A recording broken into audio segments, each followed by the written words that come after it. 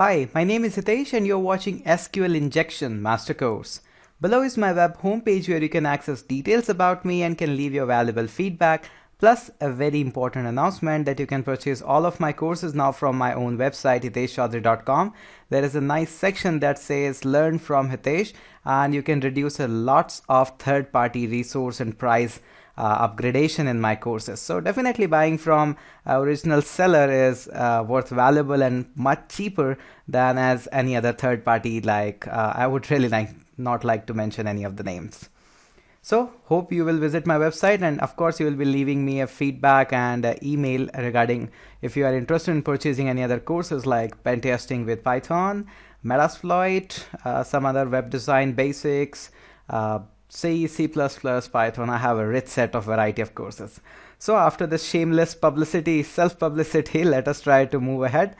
What we saw actually in the last video was how we can generate a custom error that should be totally in our control so that we can get some dump of the database information via that error. Now, how we can implement that knowledge into a real world application. So let me first of all go to our backtrack instance, and here is our all the files. Let me close it. I was actually trying to see all the things, if it is working or not. Really it would be a time waste for if I'll doing a blunder all in front of you. So definitely I do a lots of practice and lots of coding as well. So first of all, what you have to do here is really simple. When I have given you all these files and everything, first of all you need to travel to the cd/var/www/master/lesson5. So in the lesson 5, if you'll travel out here, you will do a quick ls and you will find there is a nice thing that says command.txt. What I have done in your zip file, I have included this command.txt because it could be really troublesome to again remembering those 26 commands, and if you forgot some of them, really it would be a painful to follow up in the next lesson. So what you can do, you can simply open up that simple things by, let me just show you how to open that. So localhost /master, in that you have to go to lesson 5 /command.txt. So that's a simple way to run this file. Now since I have written this file by hand, not copying and pasting all the things from MySQL command prompt, so there might be chances of some typos out there, so be aware of that. Simply because I have found one here, really it would be awkward. Let us just try to summarize what we done in the last video. The only point to be key point interest here is this is actually the core part of the query in which we are actually getting dumped into our error base. So you can put a database, version, user, entire table underscore name and everything out here. So what I'll be doing, I'll be just copying this syntax here onto my text document, that is gedit. I'll paste it here. Now interestingly, what you have to do first of all, since we are working on a front-end environment, what you need to do, you need to get rid of this extra colon because it's only required when you are working on the command prompt, and also have to enclose everything into the bracket. So I'll be just doing these changes. I'll make a Control+C. I'll be again moving back to my lesson 5, and I have already discussed that a single quote breaks the query, and I can verify it by putting a backslash, then single quote and hyphen plus joins the query. Now what I can do, I can simply check with a function that is end1. It gives me URN, here it is, and if I do a and equals to 0, that is, it doesn't gives me that.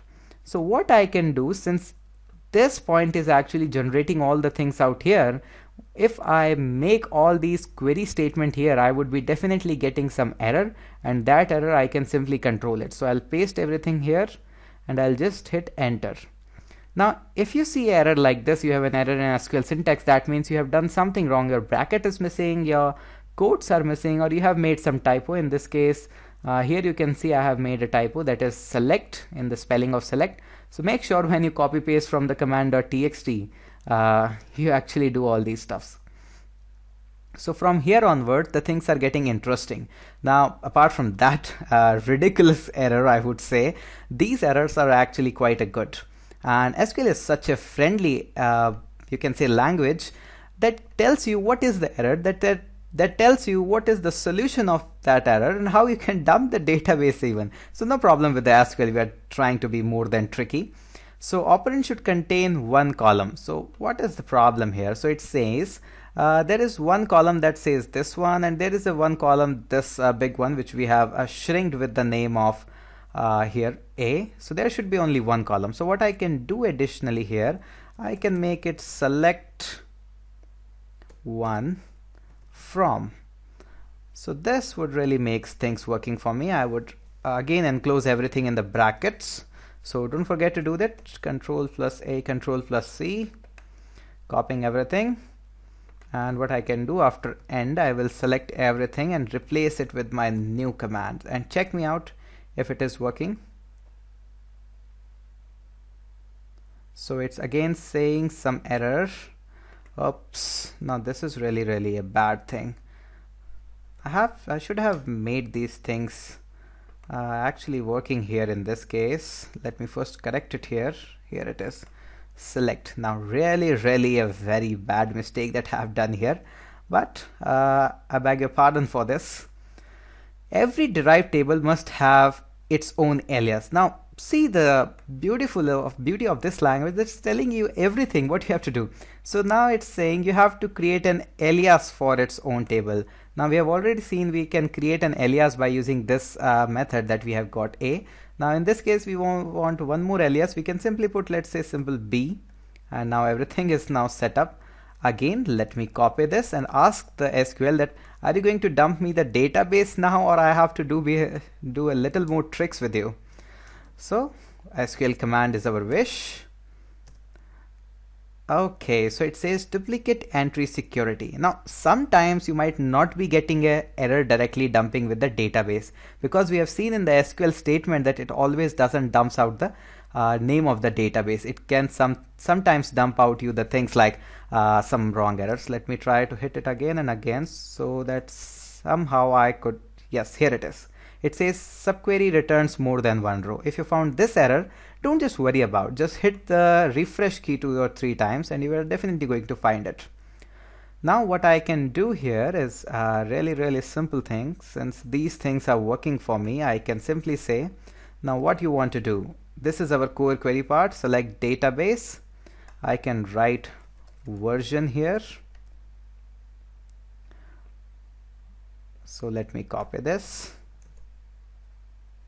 and after end I will be selecting everything. Oops, again, so we don't need to worry about it. I'll just hit enter or refresh key again and again. So here we have got an error that says this is your version. Likewise, what you can do, a simple task for you as well. Since I have dumped and showed you everything on the command prompt, and I have showed you the path how you can do everything out here. So what you have to do, find out the database name, the database version, then find out the table name and column name. So that's it for you. And that's it for this video, that we have gone through the double query injection. Now let us see in the next video what we have got for you, and thank you so much for watching and keep enjoying the injection series.